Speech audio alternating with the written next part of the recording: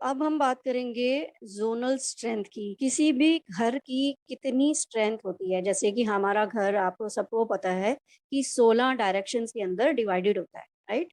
सो उस हर एक जोन की अलग अलग एट्रीब्यूट होते हैं। तो ऐसे ही 16 डायरेक्शंस हमें अलग अलग चीजें हमको हमारी लाइफ में देती है, जैसे कि पैसा और रिलेशनशिप्स, अच्छी हेल्थ और जिंदगी जीने के लिए जितनी भी अच्छी चीजें होती हैं वो हमारा घर हमें दे सकता है। उतनी उसमें इतनी पावर होती है, इतनी कैपेबिलिटी होती है कि आप जो चाहें वो आपको मिल सकता है। होता क्या है, जब हमारे घर की जोनल स्ट्रेंथ कम होगी तो आपको उसका जो इफेक्ट होगा वो आपको कम मिलेगा। तो अब मैं डायग्राम के थ्रू आपको समझाती हूँ कि जोनल स्ट्रेंथ हम कैसे बता सकते हैं। और उसके बाद जब हमें पता चल जाता है कि हमारे घर की जोनल स्ट्रेंथ हमको कम रिजल्ट दे रही है, तो उसकी इजी रेमेडीज होती है, उनको करके आप उनका इफेक्ट पा सकते हैं। तो अभी मैं आपको एक चीज समझाऊंगी। तो आप देखिए, अगर आपके घर की ज़ोनल स्ट्रेंथ कम है और आपको पैसों से रिलेटेड प्रॉब्लम्स आ रही हैं या कुछ और प्रॉब्लम्स आ रही हैं, उसकी ज़ोनल स्ट्रेंथ कितनी है आपके घर में? तो अब मैं डायग्राम बनाती हूँ, आप सब चेक कीजिए। जैसे अगर मान लीजिए एक रेक्टेंगुलर प्लॉट है, तो उसका सेंटर ऐसे निकाल के हम चेक करते हैं। अब मान लीजिए ये आपका नॉर्थ है, ठीक है?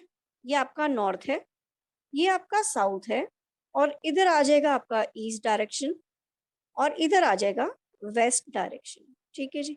अब ये 4 डायरेक्शन हम सबको पता होती है कि ईस्ट है, वेस्ट है, नॉर्थ है, साउथ है। लेकिन हमारे घर के अंदर 16 डायरेक्शंस होती हैं जो हमें अलग-अलग इफेक्ट देती हैं। अब हर एक डायरेक्शन का रोल बहुत इम्पोर्टेंट होता है। ऐसा हम कुछ भी नहीं कह सकते कि कोई भी ज़ोन ज़्यादा इम्पोर्टेंट है। सारे ज़ोन्स हमारी लाइफ में कुछ ना कुछ इम्पोर्टेंस लेके आती है। अब जैसे समझ लीजिए हम ज़ोनल स्ट्रेंथ की बात कर रहे थे। अब आपको ये दिख रहा है कि ये रेक्टेंगुलर है। ईस्ट की जो लाइन है ये लंबी है। वेस्ट की इधर की वॉल है, ये भी लंबी है। साउथ की वॉल थोड़ी-सी छोटी है, नॉर्थ की वॉल छोटी है, राइट? बट ऐसा नहीं होता है।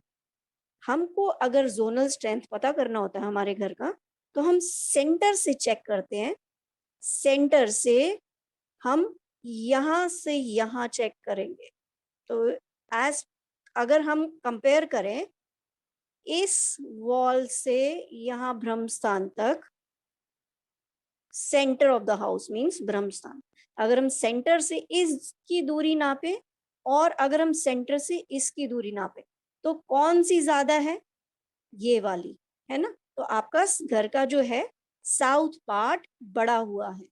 साउथ जोन से आपको नेम, फेम, रिलैक्सेशन ये सारी चीज़ें मिलती हैं और भी चीज़ें साउथ देता है।